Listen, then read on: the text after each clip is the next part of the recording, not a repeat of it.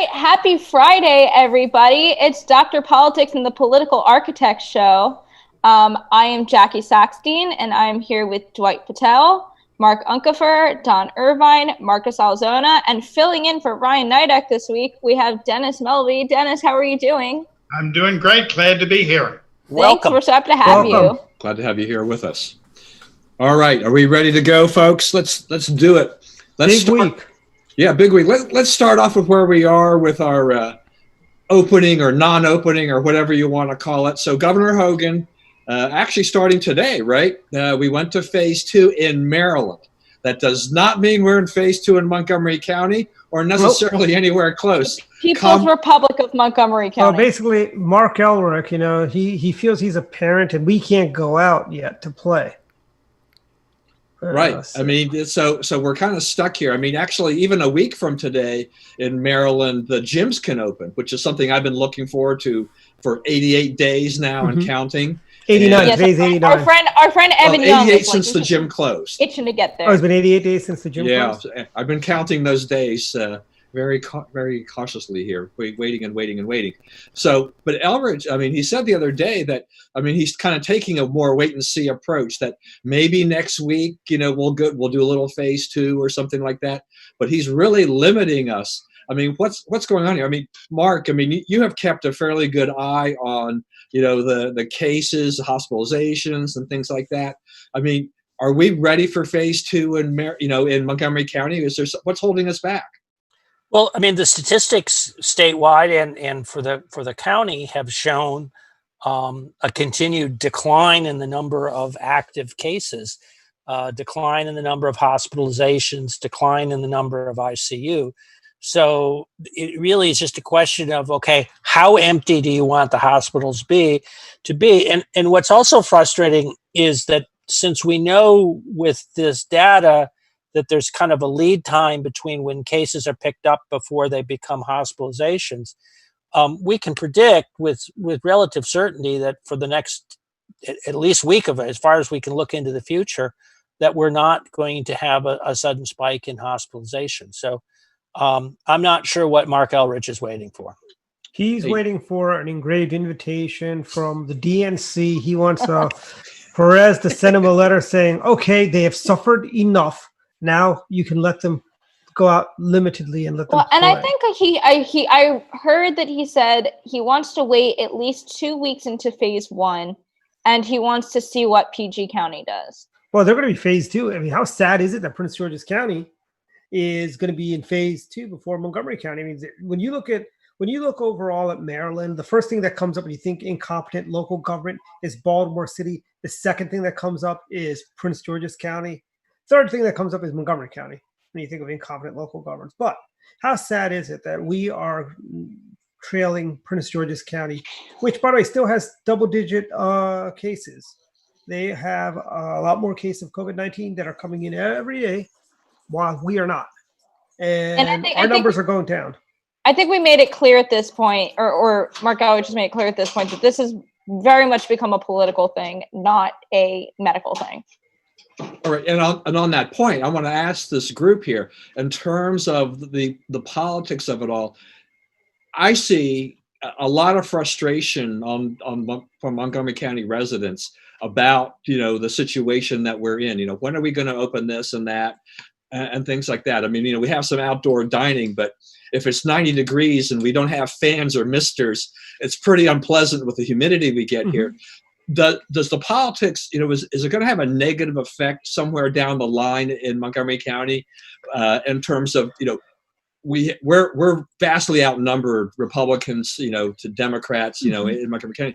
But do you think that this is maybe going to cross some party lines here, where some people were going to remember this come the next set of elections and say, I can't stand the way the Democrats have been running things, and I am never going to forget what they did to us during this initial phase of COVID that we couldn't get out of.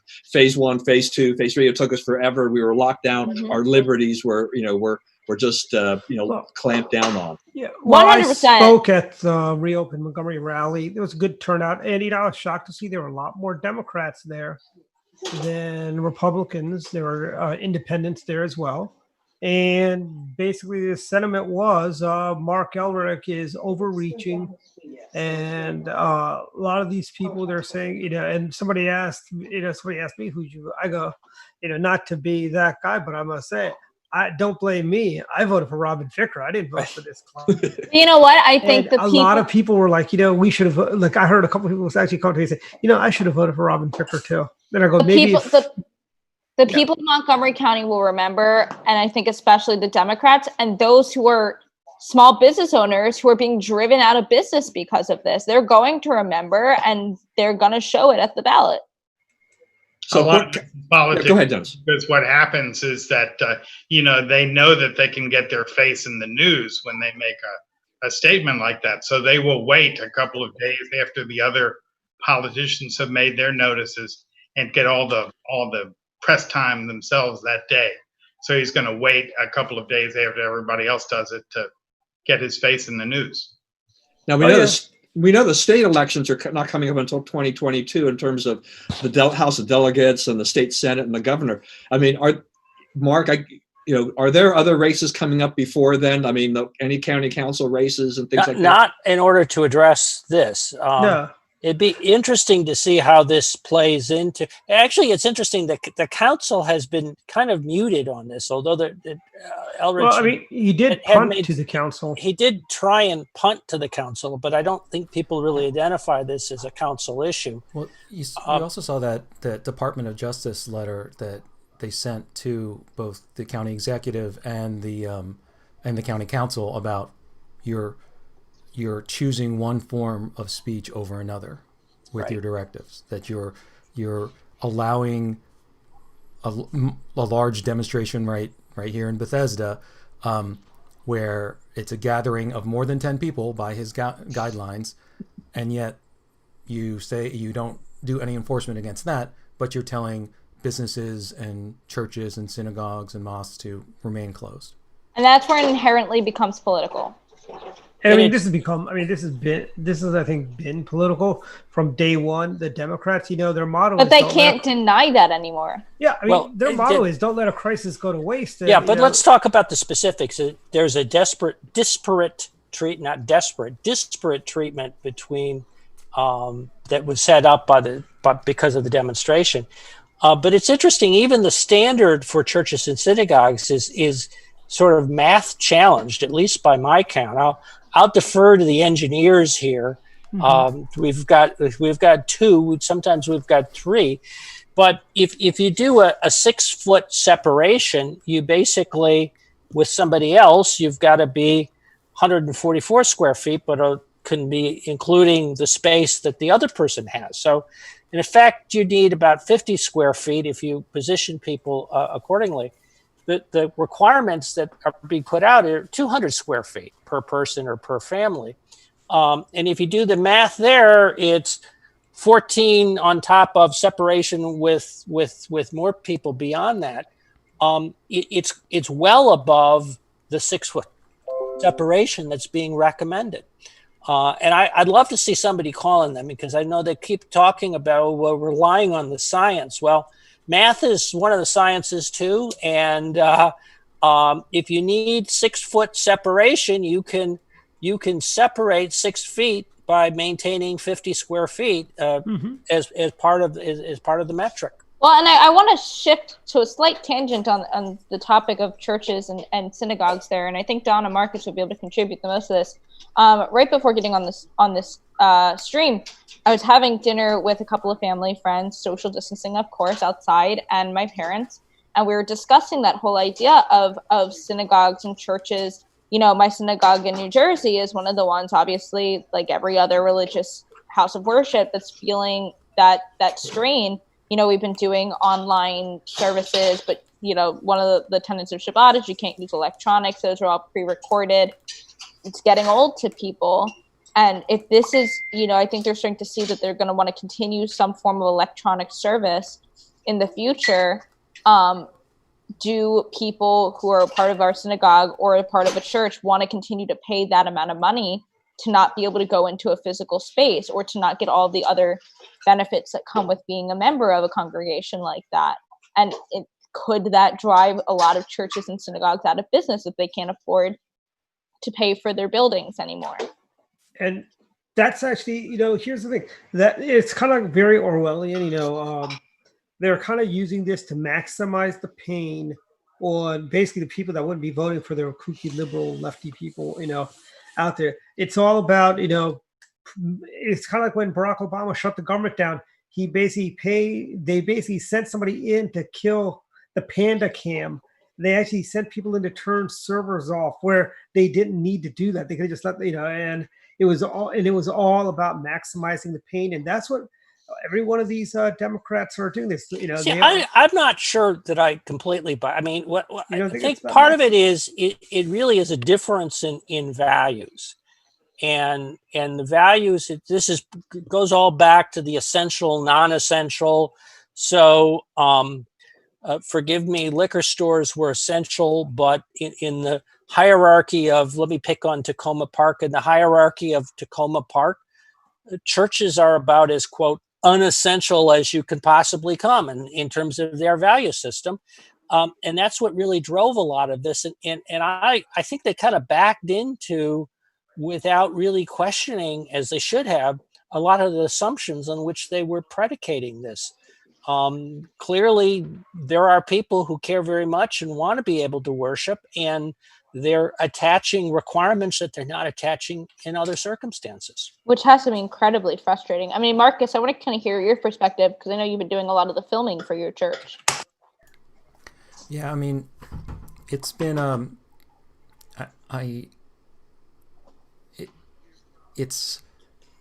they've been working to get things laid out to resume in building services, and I know that a lot of people, when Governor Hogan first announced that, yes, you can start doing this and start coming back, they were all excited about attending church that Sunday. And then I believe our parish had to say, okay, no, you got to wait because the county is still not doing it. And yes, there with running of churches and religious services, if you don't have sort of an automatic donation, then what do they do to keep the electricity, the real estate, all the different costs of keeping that?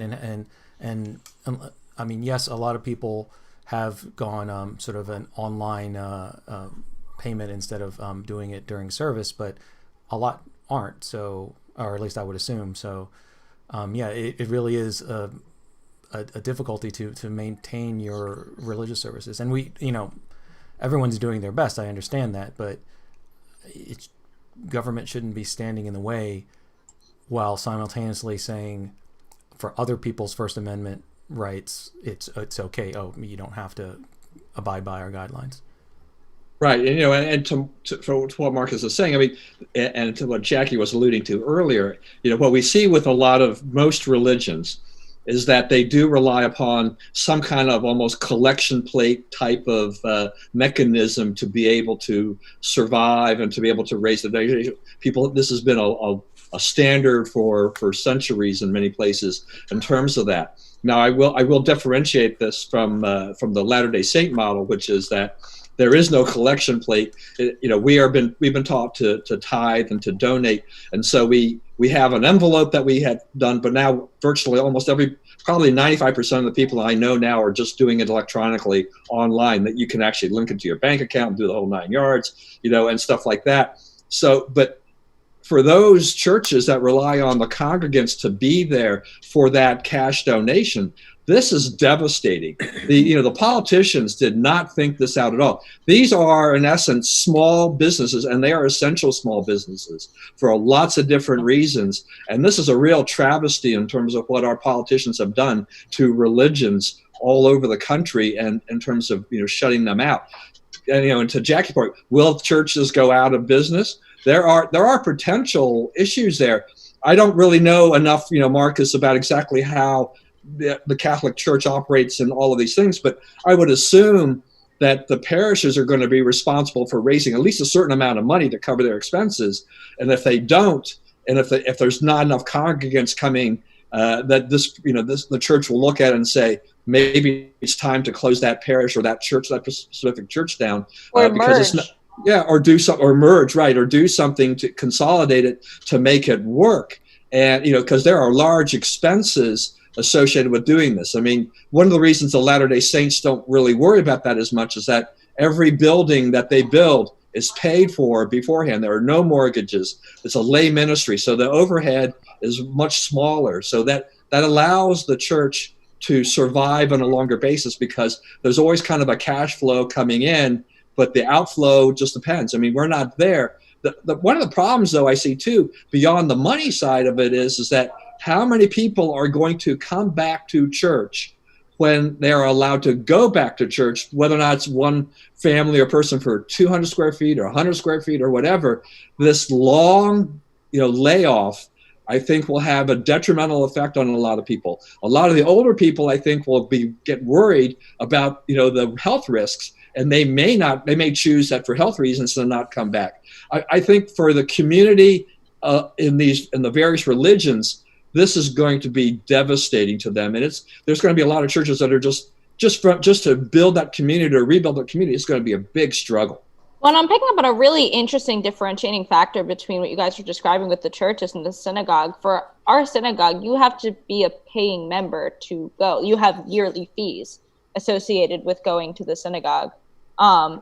So I think that's an interesting one too, because it's not just a matter of not being there to donate money, which actually I think makes it a lot harder for the churches, but that if this is going to be a sustained practice of doing it online, why are we paying X number of thousands of dollars for the, normally the clergy would go visit you in the hospital if you're sick to offer prayers of healing. Obviously that can't happen right now. If services, high holiday services in particular, are going to be offered online, and you're not going to actually get to hear the rabbi speak live and give a sermon, that things like that, and Hebrew school, all those extra add-ons that come with being a part of a congregation, is that are people going to rescind the idea of a membership to a synagogue if they can just turn to something almost like the evangelical television shows and just watch it on TV? Well, but I think what we're seeing here, and I think what we're seeing on here, but also what Marcus has been doing for his own church is also a model of providing sort of interactivity. So for a lot of churches, the whole small group ministry involves sharing, working off into small groups. And here's another tricky thing. So, Mark, sorry to cut you off. Is the other tricky thing is you guys are allowed to use technology. Jewish people are not allowed to use technology on Shabbos. So all of those services are the same pre-recorded service with a different sermon, edited into the middle. And I think that's what people are getting frustrated with. Well, but even being able to use technology is not necessarily an answer, because part of the problem that I have seen, because what we've done in our local ward or congregation for our unit is that every Sunday is basically a Zoom lesson handled by a particular group. And so the way the church works, so there's the men do one week, the women do another week, and then there's something for the youth and things like that. But the problem I've seen is just that a lot of times, not necessarily all the older people, but a lot of them, and then some of the other ones are technology challenged. And Zoom is like, what do we do? I mean, we were trying to use one Zoom account that our church bishop has, basically, for the purposes of this. And we were having another meeting on Sunday, a pre-meeting about some other things. And we started that meeting at 10 o'clock. We planned to end at 10:45. But sure enough, around 10:40, 10:45, this old guy gets on, and he was so confused. He kept talking over us. We're like, we've got to mute this guy. Well, who's in control of this? Nobody thought about that, and he was talking over the rest of us, not knowing what was going on. And like, okay, we've got to resolve that the next time around. But so some are ready to do it, some are not. You don't get full participation either. I mean, our men's lessons, I think we've had a high of like 35, which is close to the capacity of what we would expect based on the numbers that we're looking at for that particular group. But the last time we did it, at the beginning of the month, it was like 22. And I'm like, So where are the rest of these guys? What are you guys doing on Sunday? You're supposed to be paying attention to us. You And can't they're be not. going out any place, so you should. Right, exactly. And for Latter-day Saints, we're not supposed to be working or spending any money on Sunday anyway. So, or forcing people to work. So, it's like, what are these guys doing? I I haven't heard from some of these guys for months. So I don't know. Anyway, I want to move on to a second part of this discussion, which is, we talked about the reopening of Maryland, things like this. Now we have a lot of news reports for the states that have opened about a second wave, we're saying, or a spike in places that didn't have as many cases before, Arizona, things like that.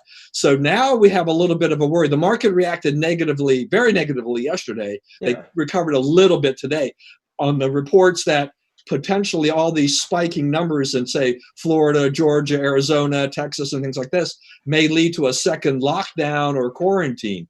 I mean, what do you think about that? I mean, are we facing that? Okay, I think part of the thing is also more people are being tested. That's also is a big contributor to why you're seeing numbers go up, because before not everyone was being tested. I mean, now as you're testing more, my friend Dr. John, who's a physician in the great state of Arizona, that did not go down to draconian measures for locking things down. There's, they've been not as bad as, and now they're saying 14. I wonder if the numbers are how accurate. Something I hate to say it is I gotta verify. I gotta try and find independent verification sometimes when I hear in various news sources, 1,400 cases a day in Arizona. Yeah, actually, I mean there are Florida numbers. There's some issues there. I've tracked Georgia because Georgia was one of the first states that was going up. Again, this is an imperfect metric. It's the number of new cases. We've talked about how testing impacts that. But every single day this week, except for one, it was like a 1% increase. So while the total is higher, you have to take into account that for those people who had the disease 2 weeks ago, 3 weeks ago, they've gotten better unless they're in the hospital. I mean, it's progressive in that way.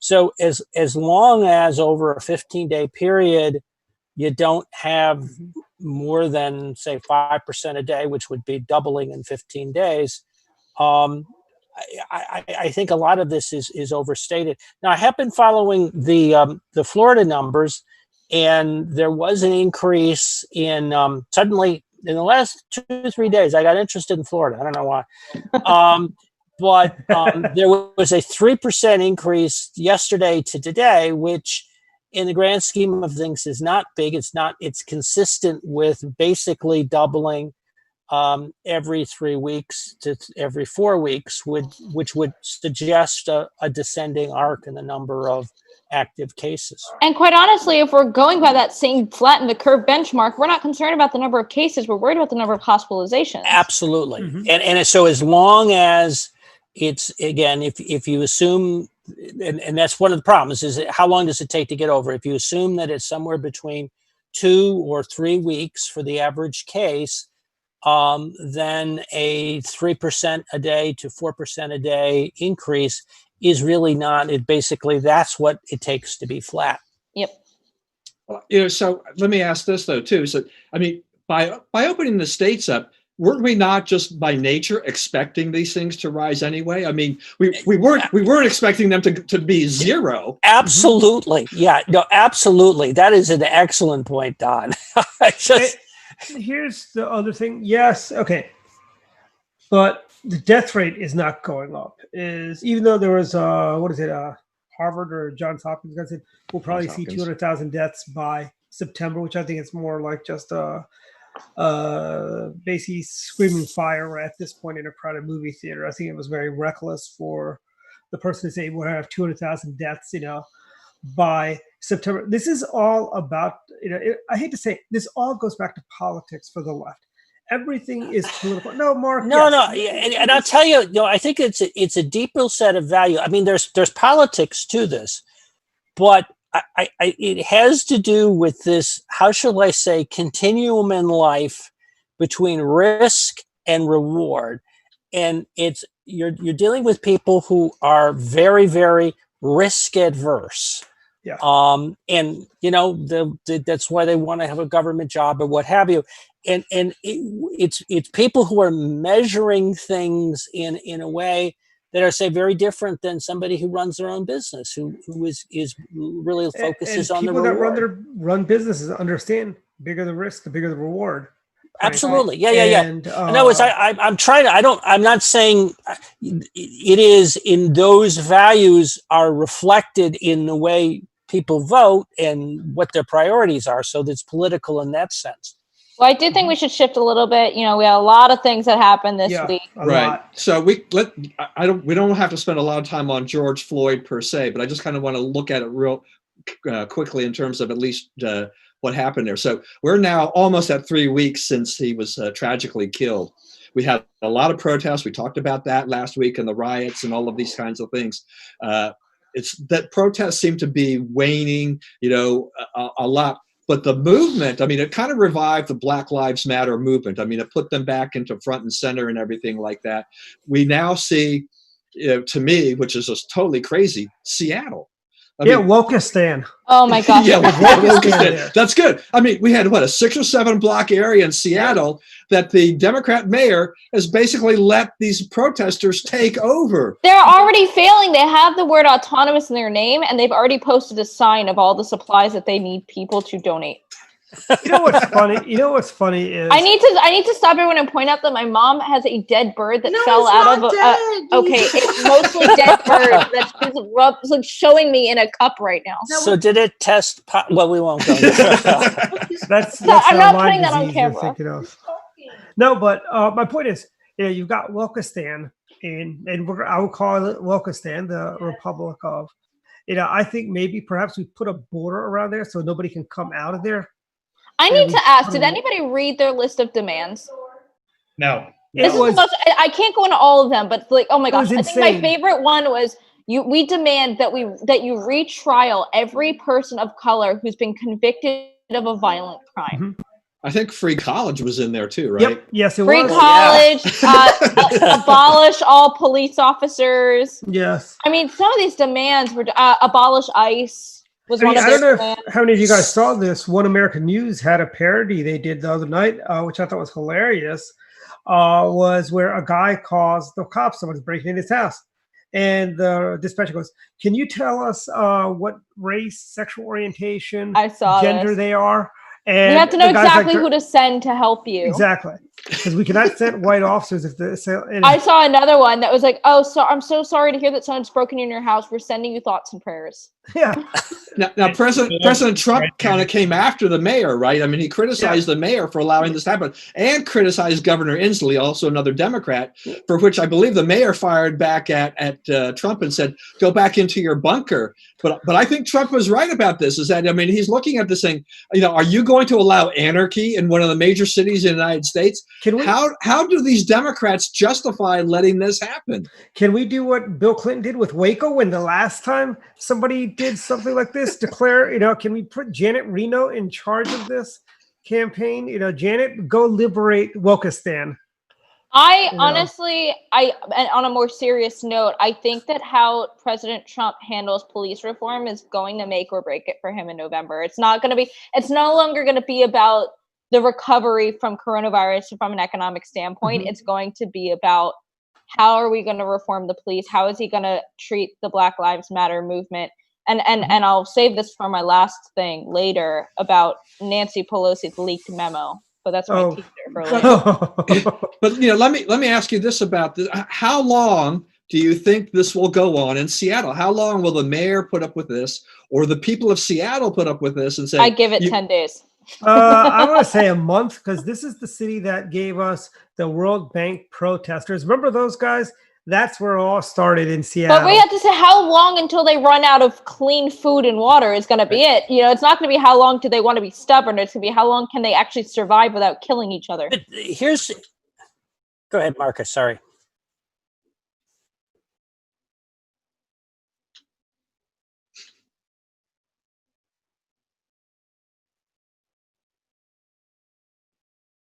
Wokistan.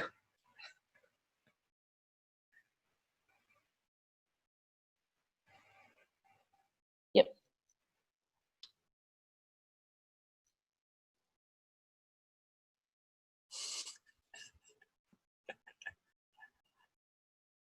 tax. Are they going to build a wall? The wall around the city. Are they practicing social distancing? This is course almost it's almost like a reality TV show. I mean, they had that show. It's called like The Dome or whatever. Yeah. These people to build their own society. Oh, yeah. It's I love almost that like show. That was a funny show. Yeah. By the way, I am having visions of Tina Under Turner the in dome, Beyond under the dome. Thunderdome. That's what Under the this- Dome. That is what Wokistan is going to be. Thunderdome.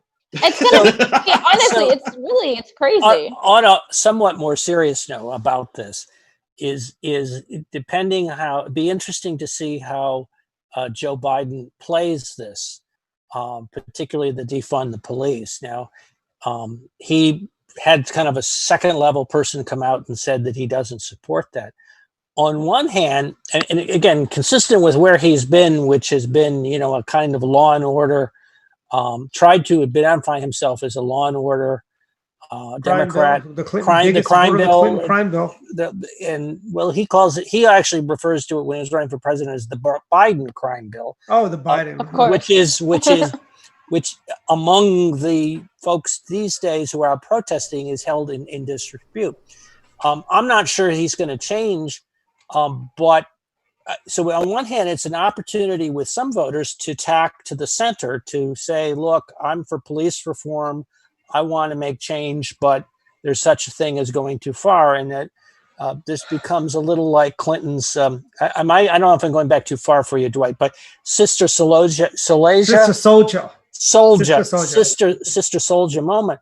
On the other hand, so yeah, he tacks to the center with an attack on this.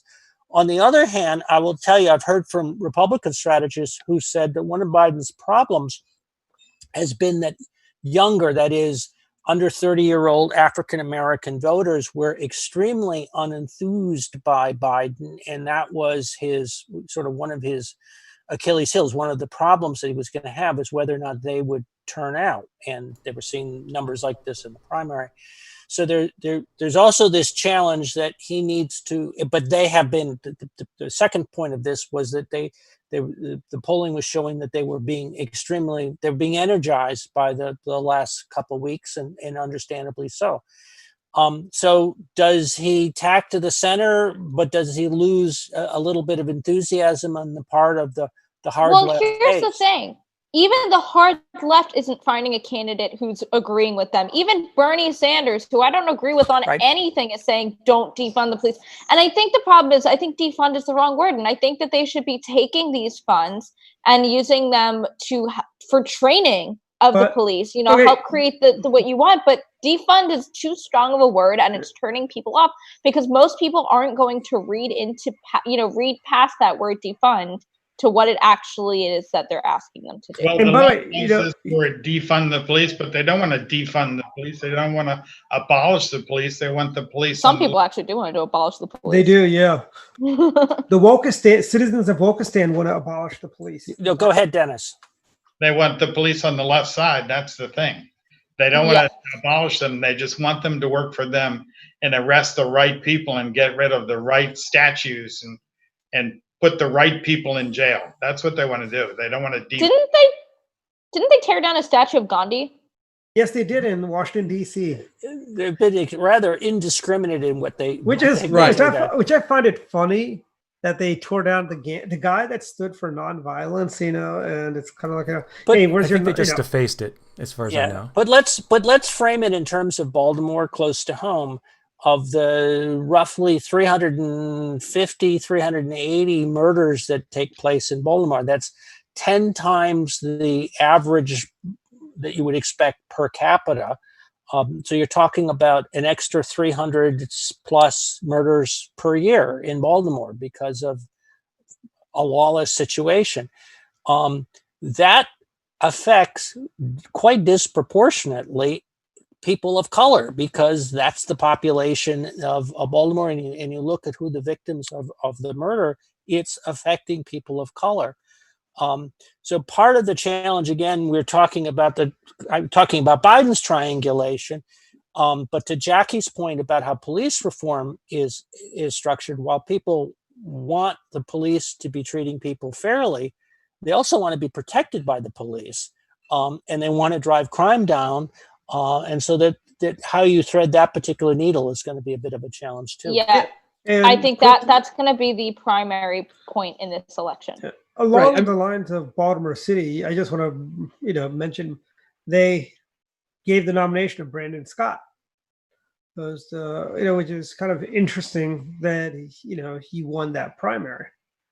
I was almost positive Sheila Hickson would have been their, mayor that gives out gift cards and everyone would have been their nominee. But hey, you guys aren't as bad as the citizens of the District of Columbia that voted for Marion Barry.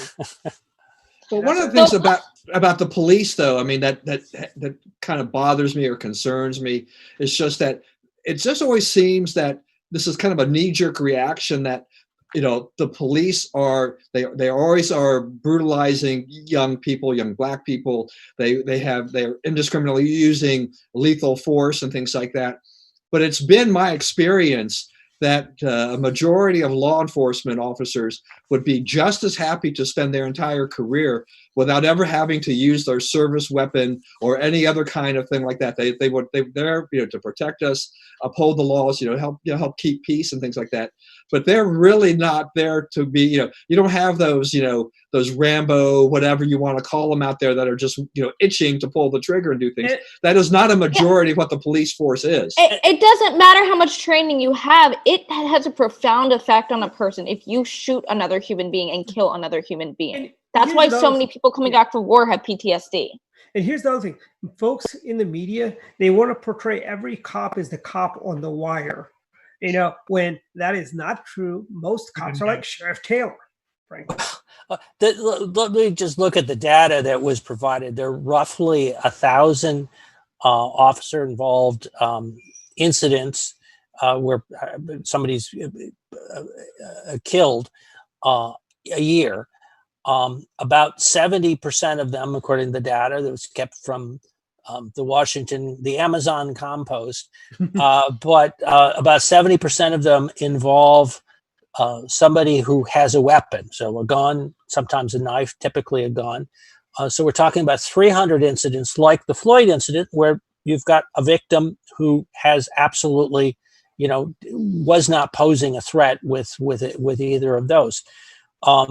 And also in the data, and I can't break it out, that whites make up Black African Americans make up a disproportionate number of the cases, to be clear, but that whites account for about 45% of the incidents, and African Americans make up about 23%.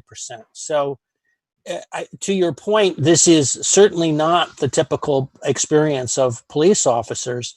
I will say, though, that to Jackie's point about training, and I'm digressing a little bit, you want to train officers in how to interact and how shall I say, be able to de-accelerate situations, calm things down, and de-escalation. And those are skills that hold them in good stead, quite apart from when they're in an incident like this.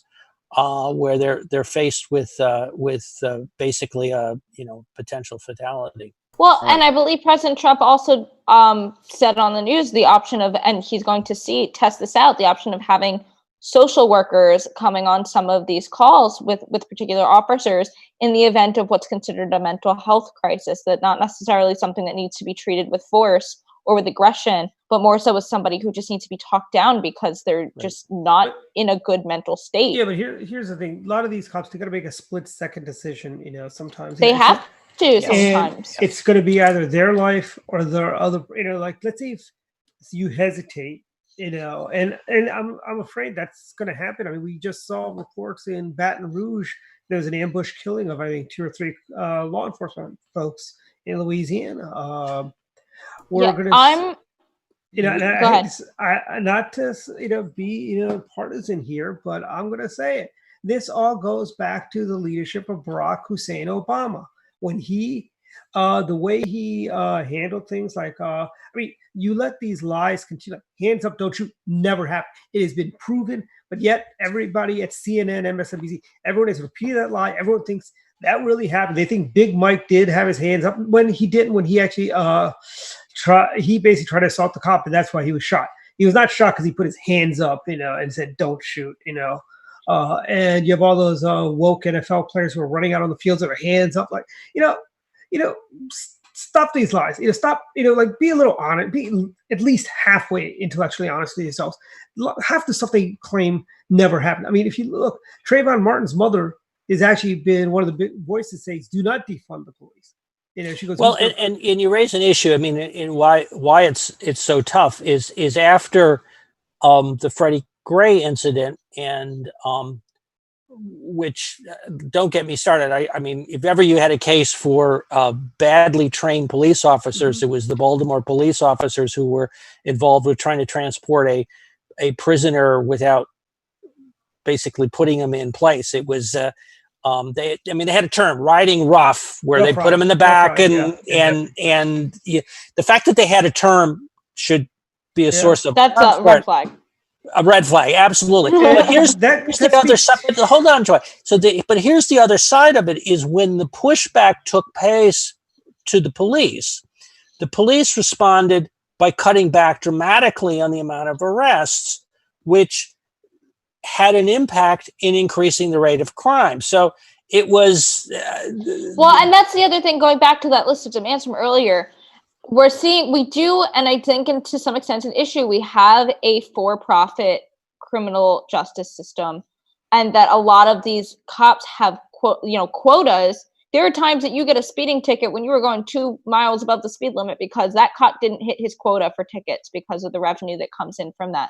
So I do think that one of the things that they could do is get rid of that quota for mandatory number of arrests. Absolutely. We shouldn't be arresting someone just because I have to hit, when I worked at the candy store, I had to hit a quota of how many people's email addresses I got per day. And I felt bad bugging people for their email addresses. This is like 10 times, 100 times worse than that, is having a quota for how many people you're going to ticket or arrest. There's a good strategy for getting emails. I'll share with that offline. How to do that. It's actually...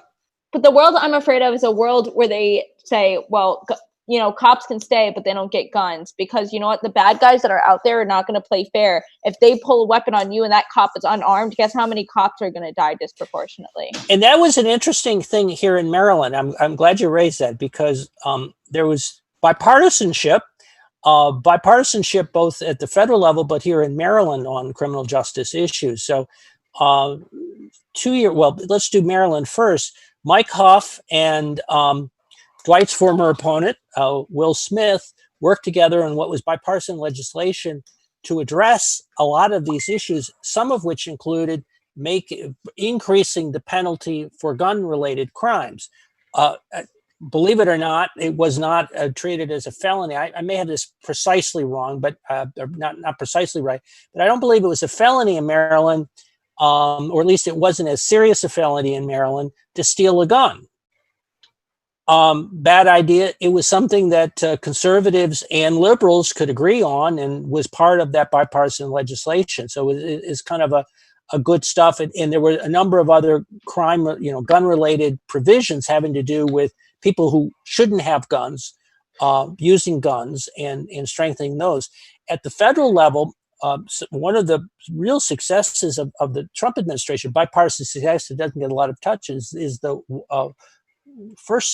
one step, which was which is basically a prisoner reintroduction thing that also got rid of a lot of the mandatory minimums and some of the requirements that were put in place in the 90s. Done bipartisan. It was overwhelmingly supported by Republicans and Democrats, and signed into law in December of 2018.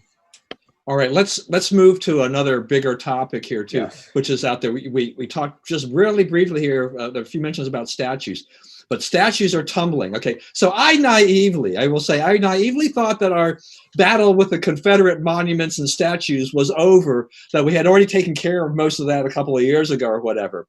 Obviously, I was really, really wrong, because now They're coming down, some at the behest of like Governor Northam, others by protesters yanking them down. But there's also ancillary, some other damage. You mentioned the Gandhi statue, but there's also Christopher Columbus. I think it was in Boston. That one, honestly, I can't fault people for that one. In the case of, like Gandhi was not a rightful one. If we're looking at racist figures, I mean, they taught that in most schools. He's just somewhat discovered America, but he also brought smallpox to a bunch. But here's the thing, not intentionally, no.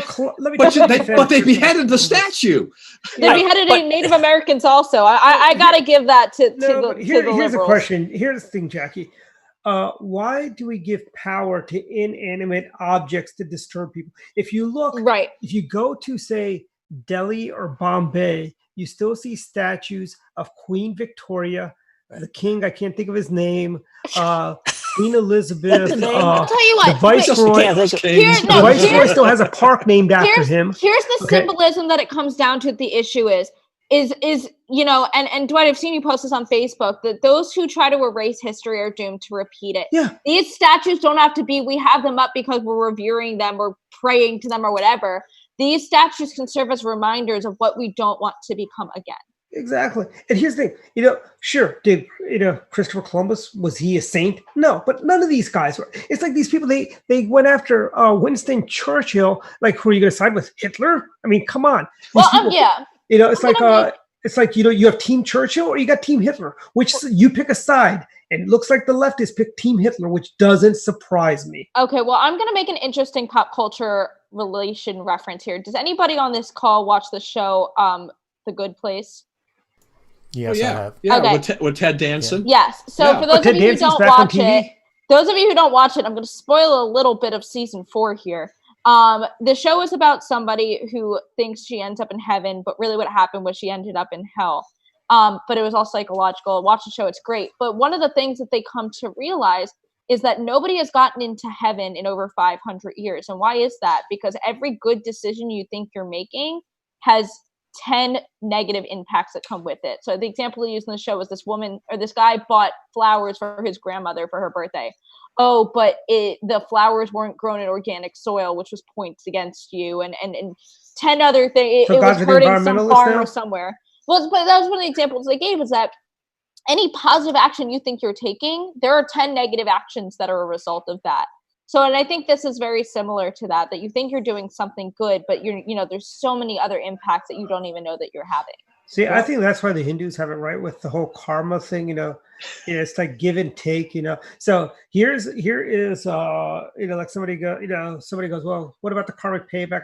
How do we know that the slave owners are not the ones that have been reincarnated today, and they're the ones that it's like, So I got a question for the group, and let me start with Dennis. So when are the Washington monuments and the Jefferson Memorial going to get torn down? Oh boy. I think they can rename them quickly. I think that, the Washington Monument, he had slaves, you have to change it to the President's Monument, and you can go down the list. And if they get enough votes, they'll do it. They want to rename our school for that reason. And so what should we rename Washington, D.C.? I think we should rename it Reaganville. If it's up to Mayor Bowser, it would be Black Lives Matter City. By the way, I like our friend Tom Fitton, Don. They want to do a mural of their own, and if the city doesn't let them, they're going to sue, which is great. They're finding issues with Abraham Lincoln, the man who's responsible for freeing the slaves. Exactly. And that's a tough one to change the name of, because it's literally a giant sculpture of Abraham Lincoln. But what's funny is like the way, what they're going to do? They're going to get that Hollywood prop from Planet of the Apes, and that's what they'll replace that with. I want to see what they do with Mount Rushmore, TBH. Well, I just want to throw out here a couple of things, though. I mean, one is that on these statues, does anybody really pay attention to them anymore? I mean, as a kid, I remember seeing some and doing some things like this. I don't remember the last time I really paid much of attention to a statue anywhere in this area or anywhere really in the country per se. I don't know that that's something that's seen a lot. I mean, when I see some of these statues being torn down of some of maybe the lesser known people of the Civil War, whatever, I don't even know who these people were. I didn't even realize this a statue existed in Raleigh or wherever. So I'm not sure how important that is that the statues existed at this point in time. And they've been around a long time, but maybe I'm willing to give a sop to the liberals or whatever and say, maybe we just get rid of most of those statues to begin with. Yeah, but, but Dwight was saying earlier about history. The thing is that these people were a part of our history, right or wrong. Should we be erasing that? I mean, what are our future generations? Are they going to wind up not being taught any of this history, even if it's not maybe the best part of our history? And is that the right thing? This is like it's George Orwell's 1984, Don, where they rename everything. Yes. Rewrite out the novels. Yes, Marcus. I was about to say, exactly that. It's so Orwellian, and I thought one of the there was actually a Twitter thread from talking about Churchill, but a center-left person in London actually talking about what's going on and the ripping down of Churchill statues and etc. or different statues there. His concern was that as this happens, the counter reaction for it is that a bunch of people are really ticked off, and then you have I want to say the British, the English footballers or something realizing that the London police are not protecting anything, and they're allowing their historical figures just to be ripped down. So they're planning to go defend the statues, and that could be a flashpoint, especially. And his concern is that the police will then start, on pressure from the mayor, the mayor of London in this case, but just that, you can map this to Seattle, you can map this to Portland, you can map this to DC. The mayor will sit by, let one side ransack the city or tear statues down, but if the other side tries to defend it, they'll try to get the police to crack down on him. Mm-hmm. As soon as that happens, a multicultural society will really just start breaking down. I mean, and that's what this guy was saying. We have to avoid this. We have to stop this sort of taking down of history, and because the escalation is just not going to go well. All right. Well, I want to leave a little time today for last. I want to go through some of those subjects, kind of just talking about the culture and speech and what's going on here. It seems that we're going through now a period of where everything we say almost, is now really heavily being scrutinized thanks to the BLM and all this kind of thing. Yep. So start off with the group, Lady Antebellum. They are now going to be called Lady A because of Antebellum. What about the real Lady A, the blues singer? She's African American. There's a Lady A already. Yeah, it's cultural appropriation by Lady A. But are they going to go back and change all of their album titles? I mean, it's ridiculous. But here's the thing. I know everybody, this really is not as racist as people think it is. I was having this conversation with an old friend of mine. This is the class of 1968. This is the Woodstock class that's now in power. They're on steroids, and this is what they all protested for in the 60s. These were the ones that were, were whining about Kent State. And something, I'm sorry, President Reagan restored order to Berkeley University. I'm sorry, you little thugs, quite frankly. You around there, protesting the war that we're winning, fighting the communists that were, they're protesting. And these are the same people that are now in charge of academia now, that were against the Vietnam War, against everything that's good. These people are all about, deconstructing the United States. And that's really what it all comes down to. Well, one thing about this Lady Antebellum thing is that a friend of mine on Facebook yesterday, she said her argument was, and she's no conservative, she says, problem she saw was that antebellum is actually pre-war housing. I mean, it doesn't even have to deal with slavery or these other issues. But these people are becoming so sensitized to this or overly sensitive that anything relating to the South, is now almost like verboten. You can't touch the word. You've got to change all these things. So is Alabama going to change their Song of the South? Well, that Song of the South thing came up with Disney, right? No, I'm talking about the Alabama Song of the South. Basically, it's a really good song by Alabama. But yeah, you're talking about Uncle Remus, Song of the South. Right, the Uncle Remus. Right. So It's you have, 5-2, so you have we'll that. take it moving. But let me just, I mean, but other things, I just want to mention these to you. You can make comments or not. So we have HBO Max pulling Gone with the Wind, at least temporarily, because of this. Other things that don't necessarily relate to this. This other story that came up about Elmer Fudd not going to be, that will have And a revival, Yosemite Sam. Yosemite, but no gun. You know, No I gun. mean, They're not taking away Bugs Bunny's Dynamite, They though, right? they canceled Cops and Live Right. PD.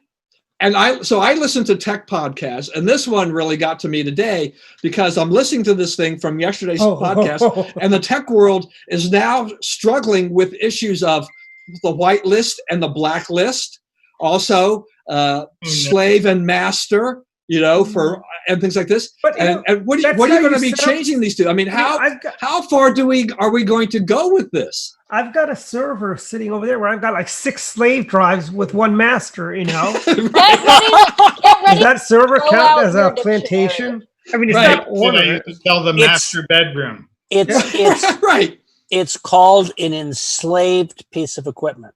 Yeah. Well, it's right. not even on. It's not even powered on. All right, guys, it's 7:56, so we do have to get on to final thoughts. Yes. Okay. Final thoughts. Final thoughts, Dennis. Let's start with you.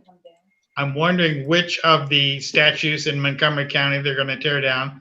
We have the Madonna of the Trails, and I'm trying to figure out what street they're going to paint something on. It'll have to be a county street, and I'm sure the county council is trying to decide what street should be painted now.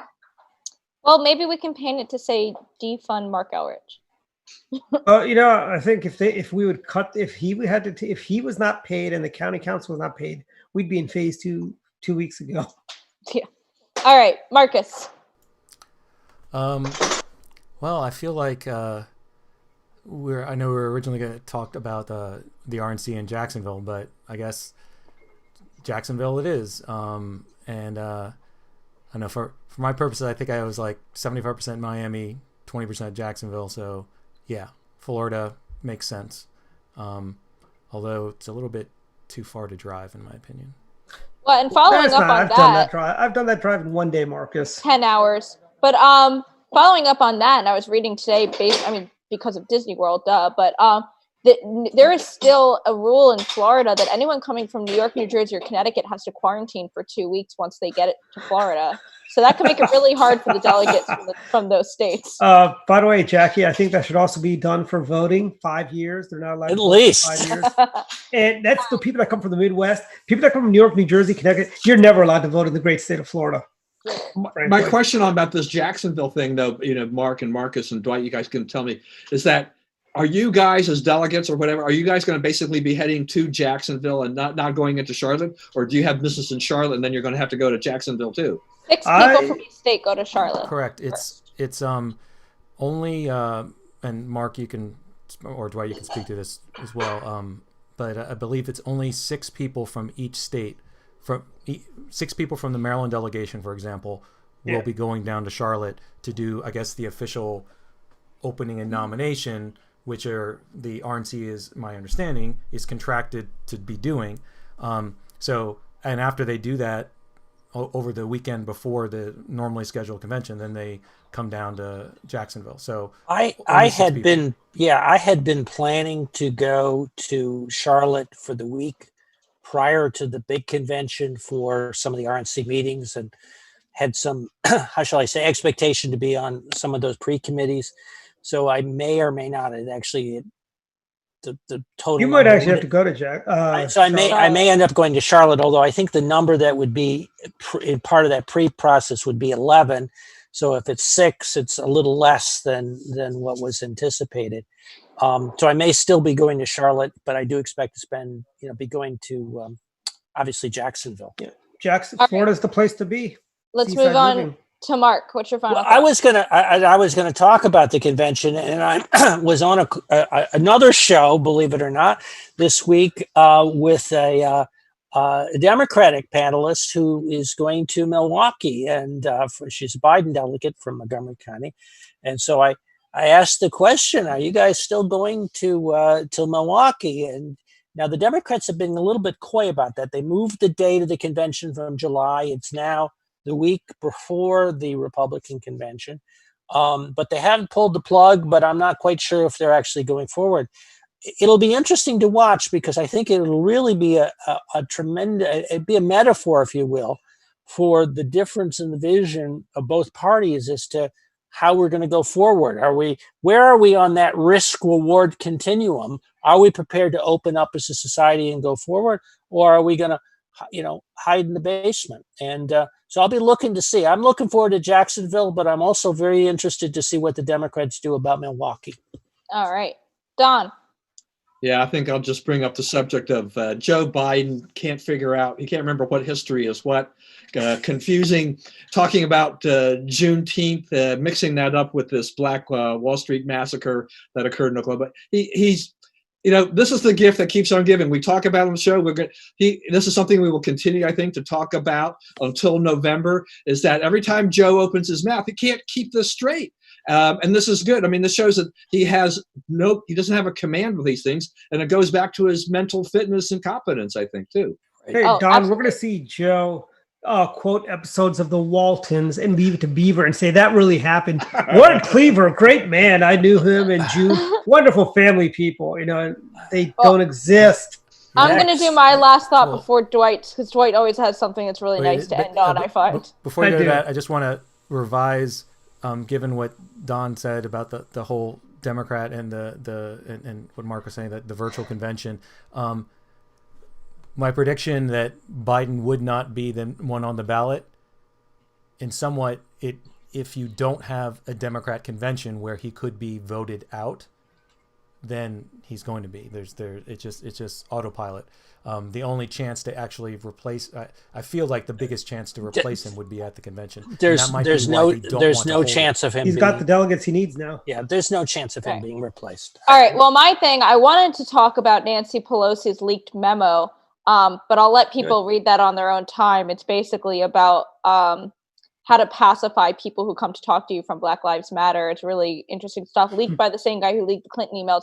But then Marcus brought up something else, but that triggered something for me, another memory, I heard that one of the changes they're making for the RNC convention is that they're just keeping the same rules adopted from 2016.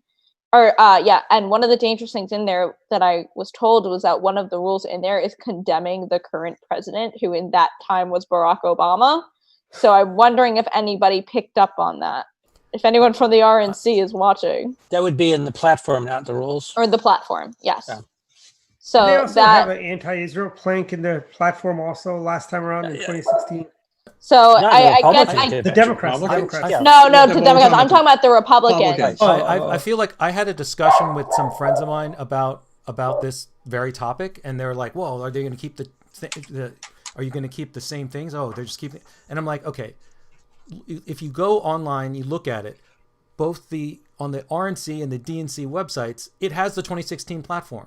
Like the 2020 platform is approved at the convention itself, Right. and I sort of felt like they're trying to put the RNC, trying to put Republicans under like a microscope and say, well, haha, look. I mean, it's whatever answer that might be there. It's like it's always that, oh, the Republicans are doing it wrong. Like you didn't change Right. it, or you did change it. So I feel like it's a story that's igniting out of just the idea of like, how can we sort of rag on Republicans?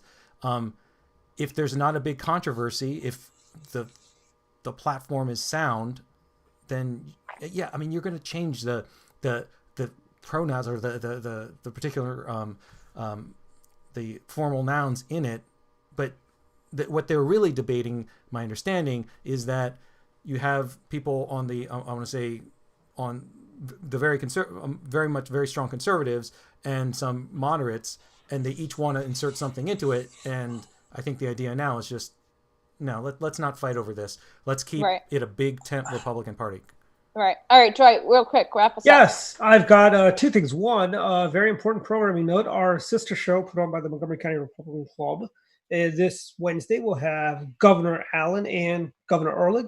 They're going to handicap the upcoming elections as well as other issues of the day, like economics of opening up. And this will be right after the Heritage Foundation, where Governor Allen is on the board of the COVID Reopen Commission.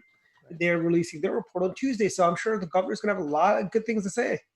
And now for my final thoughts, I want to just talk about cancel culture. Hartley Sawyer is an actor who had some questionable tweets, really bad tweets. He should have deleted them, but he didn't, like a moron. But here's it: cancel culture has gone too far. I see the next step is going to be, if anybody, I think they're going to start, basically canceling anybody that ever appeared on Dukes of Hazzard or any what was the big Civil War movie that got a lot of raves, North and the South. Are they going to start going after all those actors who played Confederate generals also? Are they going to? That's where we're headed, I think. Where you were a Confederate general in that movie, or like even one of my favorite shows, Everybody Loves Raymond. Ray Romano played a Confederate on when the episode where they did a Civil War reenactment. Is Ray Romano now going to be blacklisted from Hollywood? It's going to be whitelisted. You can't say blacklisted. Graylisted. There's a TV show called The Blacklist. Is that going to get canceled? I know what's going to happen. All right. And we've gone a couple of minutes over, but thank you everybody so much for tuning in. We will. Dennis didn't get to do his thing. Oh, Dennis. Yes, he did. Was the first one. First. Yeah, we talked about the statues. Okay. Sorry. All right. We'll see everybody next week. Yep. All right. Take bye. care. Bye.